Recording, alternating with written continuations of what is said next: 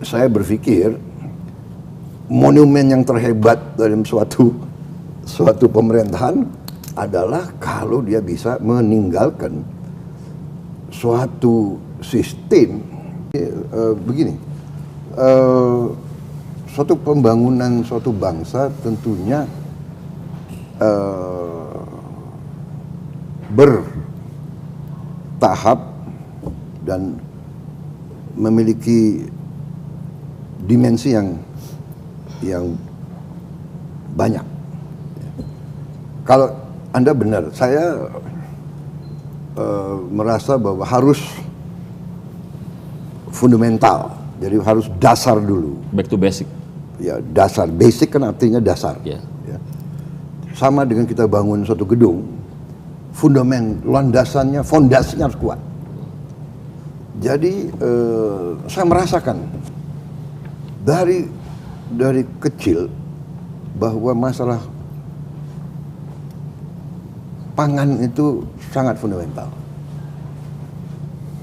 Kalau kita lihat pemerintah itu jatuh dan bangun, kuncinya itu adalah masalah pangan.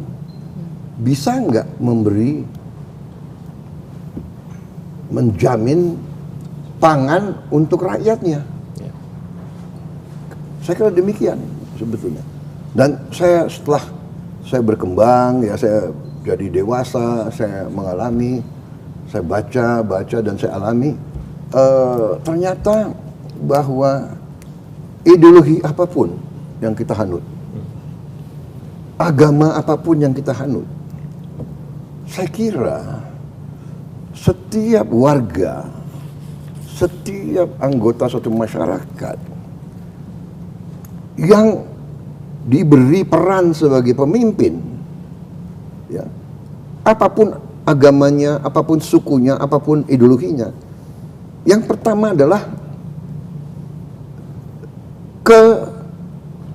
kebaikan, keselamatan daripada rakyatnya. Itu harus fokus utama menurut saya. Itu keyakinan saya. Percuma kita pinter, kita pandai berpidato, pandai bikin buku, masalah ideologi, masalah macam-macam, tapi kita hilang fokus.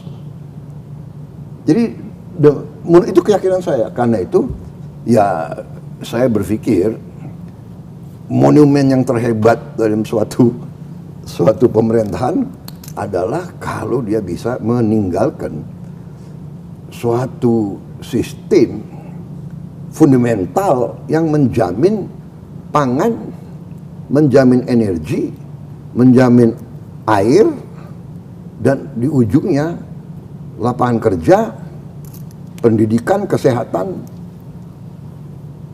dan suatu masyarakat, suatu negara yang berfungsi dengan berhasil. Itu monumen yang terbaik menurut saya. Yeah. Menurut saya. Tapi jangan salah, infrastruktur penting. Jadi saya terus saja, saya merasa beruntung, I'm lucky, dalam arti saya jadi presiden. Berapa hal-hal yang berat telah dilakukan oleh pendahulu saya gitu loh. Ya, saya bukan di sini sok minta bahwa saya menyenangin orang, tidak. Saya merasa Bung Karno punya jasa mempersatukan ratusan suku. Bagaimana? Jangan kita lihat sekarang. Kita lihat tahun 40, 56, ya kan? Apakah Bung Karno punya kesalahan? Ya pasti ada kelemahan. Pak Harto, dia punya jasa. Bagaimanapun kita swasembada pangan pertama, dia membangun Bimas, Inmas, membangun Bulog, membangun macam-macam lah kredit usaha rakyat yang micro financing. Yang pertama Pak Harto itu, BRI. Yunus dari Bangladesh dapat Nobel Prize. Yunus belajar ke Indonesia, ya kan? Kalau tidak salah dulu kreditnya namanya Canda Kulak, ya kan? Benar kan? Udah lama banget. Lama banget nggak denger. Udah lama banget nggak denger. Ya kan, Canda Kulak itu Pak Harto canangkan, koperasi dan sebagainya. Habibie meletakkan dasar Demokrasi. iptek, ya kan? Gus Dur bagaimanapun bisa mengkumandangkan toleransi, pemimpin agama Islam. Tapi yang berani membela kaum minoritas sampai dengan dia taruh anggotanya menjaga gereja, vihara, pura. Ini kan memberi contoh yang luar biasa menurut saya sih. Iya kan? Dulu saling curiga kan begitu kan. Dan ingat beliau dimaki-maki dulu karena beliau ke Israel. Dimaki-maki, ternyata sebetulnya beliau jauh di depan kita semua. Beliau tuh mau membuka dialog dengan siapapun, ya.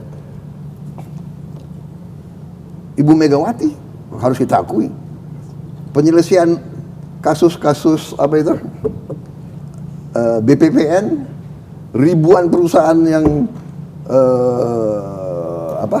kolaps, kan beliau yang apapun ya, mungkin beliau punya penasihat-penasihat yang hebat, tapi itu kan keputusan beliau. Ini harus diakui. Pak SBY juga memimpin negara dalam krisis 2008, krisis ekonomi luar biasa, ya kan, kemudian tsunami, kemudian menyelesaikan GAM, dan Pak Jokowi saya katakan ya saya sekarang ya tinggal landasan yang sudah bagus, ya saya tinggal pakai interkonektivitas dengan infrastruktur yang sudah dibangun. Sekarang mudah, sekarang coba jujur aja, dari Jogja ke Jakarta lewat darat, ya kan, bandingkan sama sekian puluh tahun yang lalu.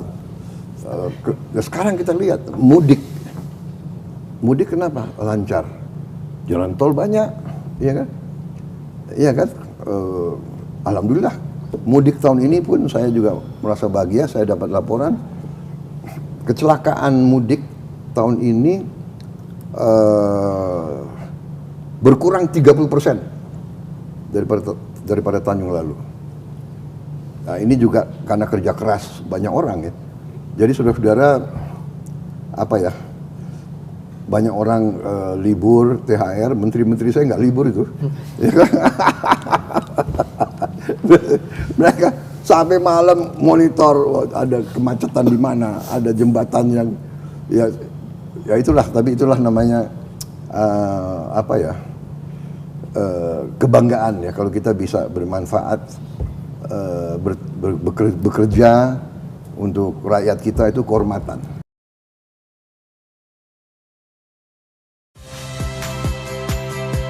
Saya Friska Clarissa. Saksikan program-program Kompas TV melalui siaran digital, pay TV, dan media streaming lainnya. Kompas TV, independen, terpercaya.